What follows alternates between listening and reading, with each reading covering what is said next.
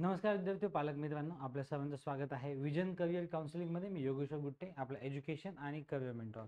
तर आता MBBS BDS cap round 1 चे ऑप्शन फॉर्म भरायची सुरुवात झालेली आहे.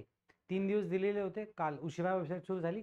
पण आता ऑप्शन फॉर्म नेमके कसे भरायचे आणि यादी कशी कॉलेजची बनवायची, ह्या दोन्ही गोष्टी डिस्कस करण्यासाठी मी हा व्हिडिओ बनवतो आहे. सर्व विद्यार्थ्यांनी पालकांना विनंती आहे त्यांनी हा व्हिडिओ काळजीपूर्वक बघायचा आहे. यामध्ये आपण MBBSच्या ज्या याद्या आहेत त्या आपण पाहणार आहोत आणि पालकांनी आपली यादी कशी बनवायची ते पण आपण या व्हिडिओमध्ये पाहणार आहोत. तर चला वेळ न घालवता सुरुवात करूया. सगळ्यात पहिल्यांदा आपण बघूया याद्या काढायच्या कशा.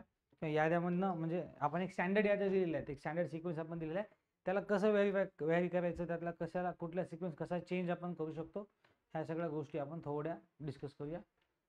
इथे सगळ्यात पहिल्यांदा आपल्या पुढे ही एक यादी आहे. गव्हर्नमेंट मेडिकल कॉलेजची आपण यादी दिलेली आहे, इथे तुम्हाला दिसेल इथे. ओके ओके गव्हर्नमेंट मेडिकलची यादी तुम्हाला इथे दिसेल.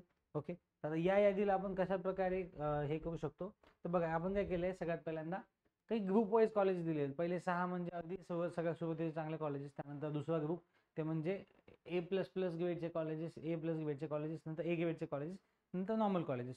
तर आपण या प्रकारे ह्यांना कलर कोडिंग का केलेलं आहे, ह्या कलर कोडिंगमध्ये जे 6 कॉलेजेस आहेत आपल्याला, हे कॉलेजेस आयडियली आम्ही असे सांगितलेले आहेत.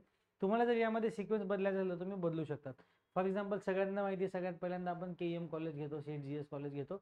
पण त्यानंतर जर कोणाला मुंबईतच घ्यायचं असेल तर ते JJ देखील घेऊ शकतात, तर ते टोपीवाला पण घेऊ शकतात, तर ते लोकमान्य टिळक देखील घेऊ शकतात, की ते कुपर देखील घेऊ शकतात. आता ज्या विद्यार्थ्याला जो कन्व्हिनियन्स आहे त्यांनी त्या प्रकारे ही यादी निवडायची. ह्या 6 कॉलेजमध्ये आपण सजेस्ट करतो की पहिल्यांदा तुम्ही हे 6 कॉलेज ठेवा. त्यामध्ये कुठले कॉलेज खालीवर केलं तरी चालतं, हे एकाच दर्जाचे कॉलेज आहेत. पुढचा ग्रुप म्हणजे हे पुढच्या 7 कॉलेजेसचा ग्रुप. ओके, त्यामध्ये GMC नागपूर, औरंगाबाद घाटी, LT मार्ग नव्याने सुरू झालेलं कॉलेज मुंबईचं LT मार्ग, त्यानंतर IGMC नागपूर, त्यानंतर GMC Miraj, GMC Solapur, MGMS Wardha. वर्ध्याला फक्त थोडी फीस जास्त आहे सर्व कॅटेगरीच्या मुलांना, तर हे कॉलेज विचार करून टाकायचं. आणि कोल्हापूर, यात पण तुम्ही पाहिजे ते चेंजेस करू शकता. आता एखादा विद्यार्थी जर म्हणला की नाही सर मला काय, मी लातूरचा आहे, मला लातूरचं कॉलेज मुंबईचं झालं, औरंगाबाद झालं की मला इथे इथे मला लातूरचं कॉलेज टाकायचं, 9 नंबरला मला इथे इथे मला हे कॉलेज न टाकता मला इथे लातूर टाकायचे, तुम्ही टाकू शकतो का? बिलकुल टाकू शकतो. आपण हे सजेस्टिव्ह सिक्वेन्स दिलेला आहे, असंच टाकावा असं नाहीये. पहिले टॉप कॉलेज तुम्ही व्यवस्थित द्यावे, त्यानंतरचे जे कॉलेज आहेत ते आपल्या कन्व्हिनियन्सनुसार आपण द्यायला हरकत नाही. अकॅडमिक सगळीकडे बऱ्यापैकी चांगलं आहे. आपण पुढचे अकॅडमिक्सवर आपण पुढे येऊयात.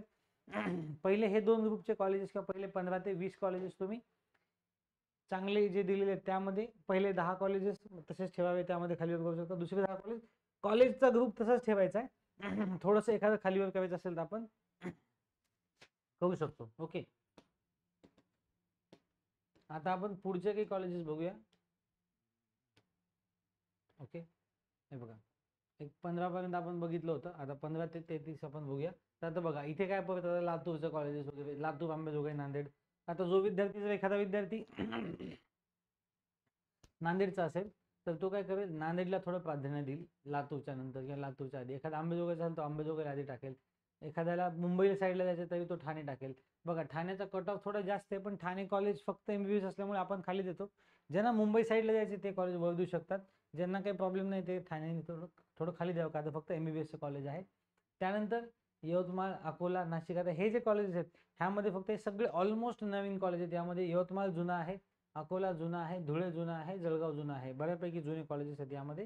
त्यानंतर चंद्रपूर जुना आहे आणि गोंदिया जुने.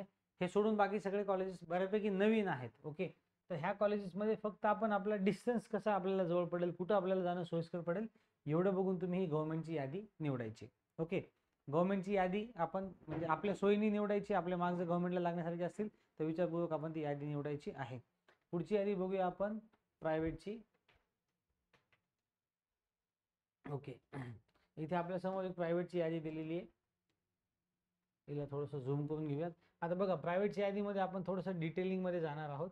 प्रायव्हेटची यादी कशी चेक करायची, त्यातले फी स्ट्रक्चर वगैरे कसे बघायचे.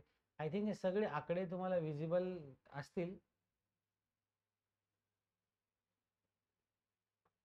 Almost. Yes yes yes, I think आकडे सगळे तुम्हाला विजिबल असणार. थांबा मी अजून थोडंसं झूम करतो. ओके, येस, आपण काही काही ठराविक टार्गेटवर कॉलेजवर लक्ष देऊन बघूयात. हे बघा, आता हे आपण बघूया पहिले काही मुंबईच्या कॉलेजेस, KJ सोमय्या कॉलेजेस किंवा वसंतराव पवार कॉलेज किंवा अटल बिहारी वाजपेयी कॉलेज. इथे काय बघा, फी स्ट्रक्चर अजून म्हणजे आतापर्यंत अपडेट झालेले नाही आहेत म्हणून आपण जुने फी स्ट्रक्चर ठेवलेले आहेत. तर हे कुठल्या सिटीमध्ये आहेत हे आपण सांगितलेले. त्यानंतर तिथले ओपनची फीस किती पडणार, ओपन कॅटेगरीचा मुलगा जर असेल त्याला फीस किती पडणार ते आपण इथे मेन्शन केलेलं आहे. त्यानंतर ओबीसी कॅटेगरीला ट्यूशन, आता बघा इथे आपण फक्त ट्यूशन फीस घेतलेली आहे, इतर फीस इथं मेन्शन केलेली नाही आहे. इतर फीस जनरली एक्स्ट्रामध्ये आपण मेन्शन केलेली आहे. म्हणजे कॉलेजची फीस एवढी आहे, एक्स्ट्रा फीस एवढी आहे, त्यातला एक्स्ट्रा फीसमध्ये रिफंडेबल एवढं आहे आणि हॉस्टेल आणि मेसची फीस एवढी आहे. या प्रकारे आपण ही यादी बनवलेली आहे. तर प्रायव्हेटची यादी मुलींना तुम्ही लक्षात घ्या, सगळ्या मुलींसाठी जे आहे ते हे फी स्ट्रक्चर तुमचं असणार आहे.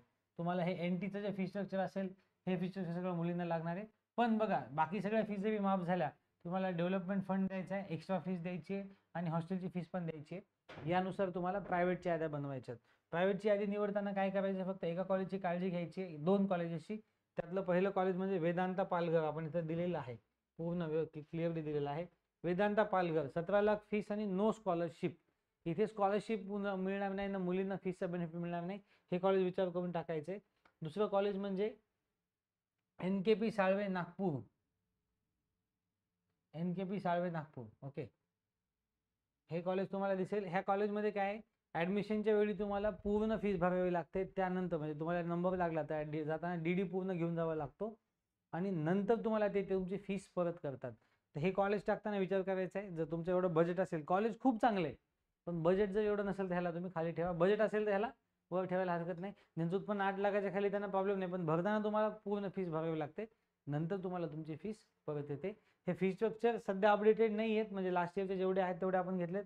ग्रीन कलरचे कॉलेज म्हणजे ज्यांचं फी स्ट्रक्चर सध्या अपडेट झालेलं आहे त्यांना आपण ग्रीन कलर दिलेला आहे. या प्रकारे तुम्ही प्रायव्हेटची यादी बनवायची. सेम BDS साठी आपल्याला बघायचे. ओके, BDS ची पण यादी आपण ऑलरेडी ग्रुपवर टाकलेली आहे. आता आपण बघूया ऑप्शन्स टाकायचे नेमके कसे.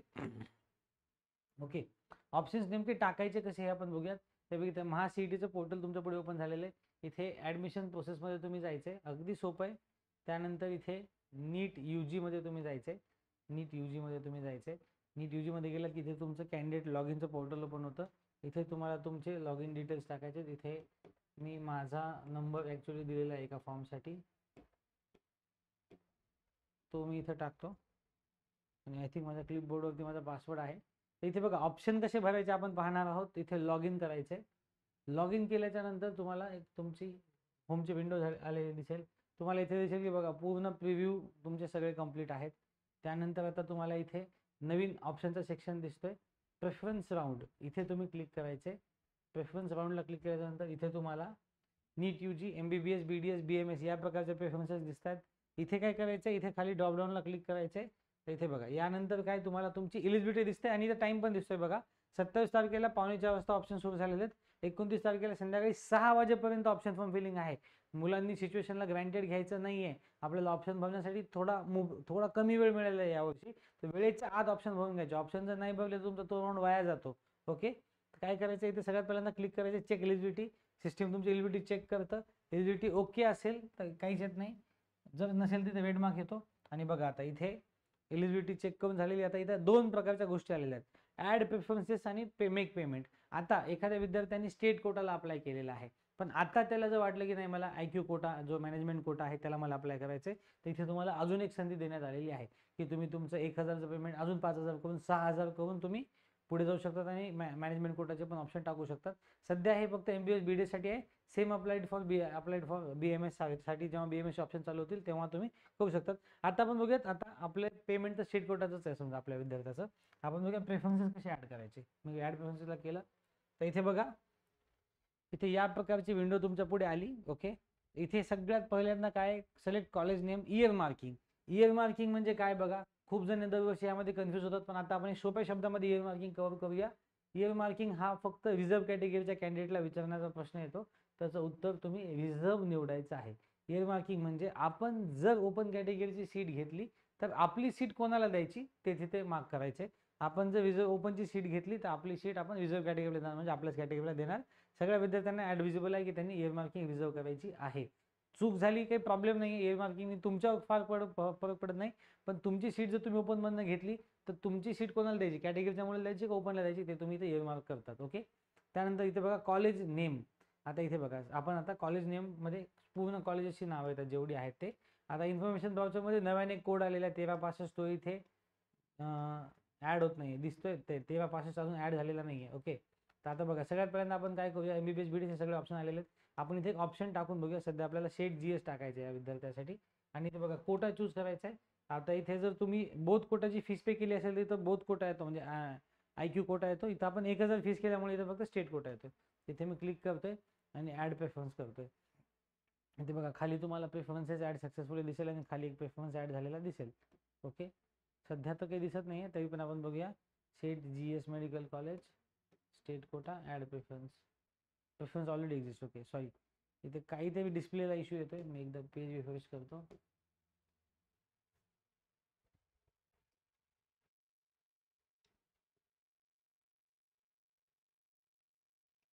ओके, जीएस नंतर आता बघूया आपण, आला बघा प्रेफरन्स आलेला इथे ऍड झालेला आहे.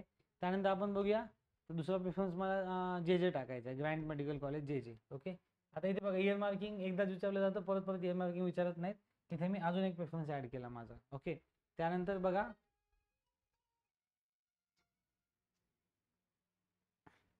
इथे आपण बघू शकतात 2 प्रेफरन्स ऍड केले. आता तिसरा प्रेफरन्स मला टोपीवाला ऍड करायचा आहे. सपोज इथे मी तो पण ऍड करून घेतला. आणि चौथा प्रेफरन्स सपोज मला इथे आता ऍड झाला आहे प्रेफरन्स सक्सेसफुली. वेबसाईट थोडी स्लो चालते आहे.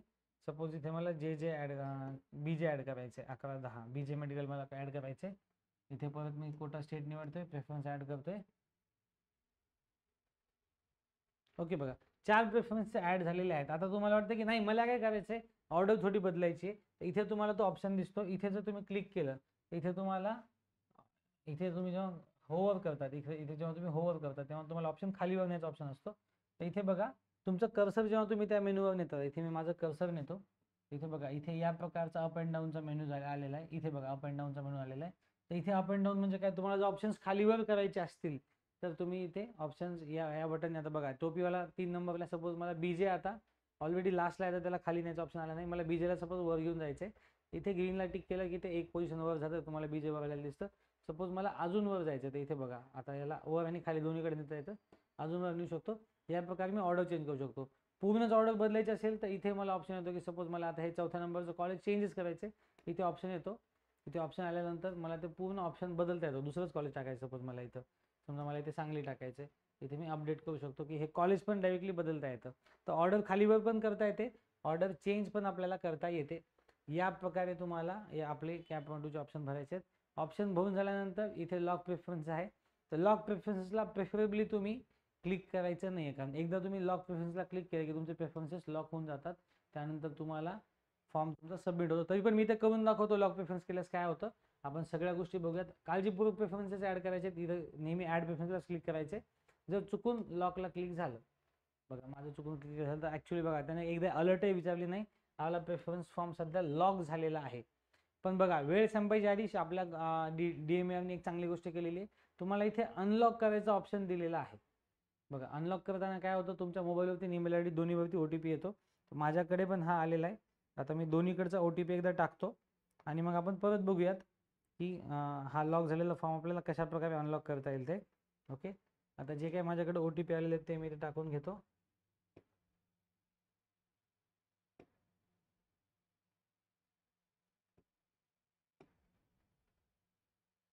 ओके, माझा ईमेलचा OTP सक्सेसफुली व्हेरीफाय झालेला आहे.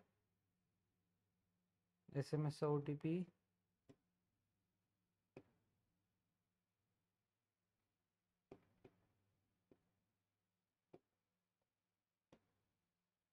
ओके, आणि त्यानंतर मी इथे आता अनलॉकला क्लिक करतोय. बघा आता मी अनलॉकला क्लिक केलं, फॉर्म परत अनलॉक झाला. चुकून जर फॉर्म तुमचा लॉक झाला तर तो तुम्हाला अनलॉक करता येतो, किंवा तुम्हाला वेळ संपायच्या आधी जर काही बदलायचं असेल या प्रकारे बदलता येतं. पण लक्षात ठेवा एक महत्त्वाची गोष्ट काय आहे, तुम्हाला तुमचा फॉर्म भरून झाल्यानंतर तो लॉक करणं गरजेचं आहे. तुम्ही जर फॉर्म लॉक नाही केला तर तुमचे ऑप्शन सबमिट होणार नाही आहेत. लॉक केल्यानंतर काय, तुमचं इथे मी दाखवतो, जर ऑप्शन फॉर्म परत एकदा मी लॉक करून दाखवतो. लॉक केल्यानंतर काय होतं, इथे तुम्हाला तुमचा प्रेफरन्स डाउनलोड रिपोर्ट नावाचा ऑप्शन येतो. सगळ्यांनी मेक शुअर करायचे की आपला फॉर्म भरून झाल्यानंतर तो लॉक झालाय आणि हा डाउनलोड रिपोर्ट आपण डाउनलोड करायचा आहे. त्याला क्लिक करायचे, एक रिपोर्ट डाउनलोड होतो, त्याला आपण इथे सेव्ह करून ठेवूया आणि त्याला लागलीच आपण ओपनही करून बघूया. तर या प्रकारे तुमचे 4 लॉक झालेले ऑप्शन अशा प्रकारे दिसतात. तुमचं विद्यार्थ्याचं नाव दिसतं, तुमचा रोल नंबर, ऍप्लिकेशन नंबर सगळं दिसतो. आणि या प्रकारे तुम्ही तुमचं ऑप्शन लॉक करून ठेवू शकता. आता आपण 4च ऑप्शन टाकले म्हणून 4च दिसत आहेत. सगळ्यांनी मेक शुअर करायचे ज्यांना गव्हर्नमेंट घ्यायचं त्यांचे 33 कॉलेज लिस्टमध्ये आलेले पाहिजेत. ज्यांना प्रायव्हेट घ्यायचं त्यांच्याकडे 22 कॉलेजेस आहेत. तर 22 कॉलेजेसमध्ये एक कॉलेज वेदांता पालघर आपण टाकत नाही.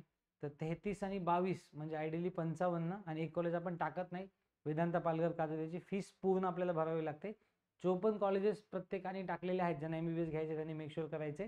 प्रायोरिटी आपल्या पसंतीने ठेवायची. ज्यांना खूप चांगले मार्क्स आहेत, ज्यांना कॉन्फिडन्स आहे मला हेच कॉलेज लागतंय, त्यांनी कमी कॉलेज टाकले तरी चालतात. पण आपण ॲडवाइस करतो की तुम्ही सगळे ज्यांना MBBS घ्यायचे त्यांनी 54चे 54 ऑप्शन टाका. ज्यांना वाटतंय मला गव्हर्नमेंटला लागत नाही त्यांनी देखील गव्हर्नमेंटचे ऑप्शन्स टाकायला हरकत नाही आहे. असं आपण करू शकतो की आपले मार्क्स जर गव्हर्नमेंटच्या कट ऑफच्या फारच कमी असतील तर तुम्ही काय करा, इथे 15 नंबरपासून खालचे ऑप्शन टाकून द्या. तुम्हाला माहिती आहे आपल्याला लागतच नाही गव्हर्नमेंटला, तरी पण आपण एक शेवटचे काही ऑप्शन्स टाकायला हरकत नाही आहे आणि मग प्रायव्हेटचे चालू करायला हरकत नाही आहे. ओके, राऊंडचे नियम वगैरे काय आहेत हे आपण परत पाहूया. सध्या पहिल्या राऊंडसाठी आपण सगळ्यांनी जास्तीत जास्त ऑप्शन MBBSचे भरायचे. BDS जर आपल्याला घ्यायचं असेल तर BDSचे ऑप्शन भरायचे. कॅपच्या पहिल्या राऊंड नंतर आपल्याला फ्री एक्झिट असतो. म्हणजे आता ह्या राऊंडमध्ये आपल्याला कॉलेज लागलं तर न जॉईन करता देखील आपण पुढच्या राऊंडला जाऊ शकतो. पण तसं करायचं नाहीये. जे तुम्हाला जर तुम्हाला BDSला जायचं असेल तरच BDS ऑप्शन टाकायचे. जर BDSला जायचं नसेल तर BDS ऑप्शन टाकायचे नाहीयेत.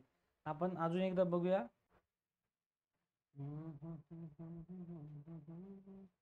ओके ओके, आता आपण फी स्ट्रक्चर बघूया की कॉलेजेसचे, कारण 1-2 कॉलेजचे फी स्ट्रक्चर आपले बघायचे राहिले. इथे SKN मेडिकल कॉलेजचं आपण बघूया. UG फी स्ट्रक्चर सध्या जे आलेलं आहे ते फी स्ट्रक्चर कसं रीड करायचं. आपण प्रायव्हेटच्या यादीमध्ये फी स्ट्रक्चर बघितले, पण आता इथे बघा फी स्ट्रक्चर नेमकं कशा प्रकारे रीड करावं लागतं, कसं ते समजून घ्यावं लागतं आपण बघूयात. इथे बघा हे SK काशी बनवले कॉलेजचं फी स्ट्रक्चर आहे.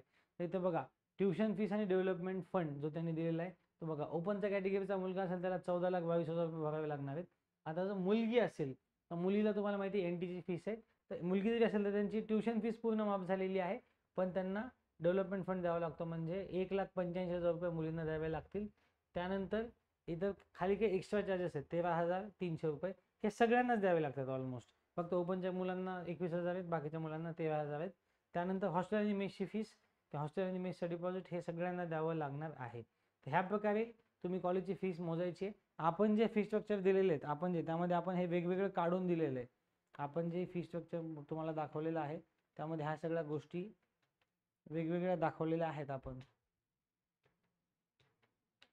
ओके, इथे जे फी स्ट्रक्चर दिलेलं आहे बघा, इथे आपण वेगवेगळ्या प्रकारे दाखवलेलं आहे की कॉलेजची फीस. आता ही म्हणजे tuition fees plus development fees आहे ओपनसाठी. मुलींसाठी किंवा OBC साठी बघा ही ट्युशन फीस आहे. त्यानंतर एक्स्ट्रा चार्जेस म्हणजे ट्युशन फीस व्यतिरिक्त जे एक्स्ट्रा चार्जेस भरायचे ते. त्यानंतर त्यातलं एक्स्ट्रा चार्जेस मधलं रिफंडेबल किती येते आणि हॉस्टेलची फीस किती आहे एवढं आपण विवरण दिलेलं आहे. इथे आपण सांगितलेलं पण आहे फीस पाहताना category fees plus extra fees plus hostel fees अशी मोजावी. एक्स्ट्रा फीस मधील जी फीस कोर्स संपल्यानंतर परत येते ती रिफंडेबल कॉलम मध्ये आहे. म्हणजे हे जे लाल आणि हिरव्या कलरचा कॉलम आहे, ॲडमिशनच्या वेळेस तुम्हाला सध्या DD काय ह्याच काढावा लागतो जो कॉलेजच्या ट्युशन फीस आहे. पण जेव्हा तुमचं ॲडमिशन फायनल होतं तेव्हा तुम्हाला एक्स्ट्रा फीस द्यावी लागते फर्स्ट इयरला. त्यातले इतके अमाऊंट आता इथे बघा 1,95 तुम्हाला एक्स्ट्रा भरावं लागतं, त्यातले 1,65 रिफंडेबल आहेत. म्हणजे वन टाइम तुम्हाला 30,000 रुपये भरायचे आहेत. ओके, या प्रकारे तुम्ही ह्या याद्या बघायच्यात आणि आपापल्या याद्या बनवायच्यात. परभणीचं कॉलेज सध्या आपल्याला माहिती आहे मागच्या वर्षी त्यांनी फुल फीस चार्ज केली होती, वेबसाईटवर फीस स्ट्रक्चर पण तसं दिलं होतं. तर ज्या विद्यार्थ्यांना प्रायव्हेट घ्यायचे त्यांनी प्रेफरेबली ते फी स्ट्रक्चर जे आहे ते कॉलेजच्या वेबसाईटवर बघायचे. चालू आले नसतील तर मागच्या वर्षीचे बघायचे, त्याच्या रेफरन्सने तुम्ही तुमची यादी प्रायव्हेटची बनवून घ्यायची आहे. ठीक आहे, तर ही झाली MBBS BDS कॅपराऊंड 1ची यादी बनवायची कशी आणि टाकायची कशी याबद्दलची माहिती. मेडिकल ॲडमिशनच्या अशाच माहितीपूर्ण अपडेटसाठी वेळोवेळी पाहत राहा विजन करिअर काउन्सिलिंग. थँक्यू.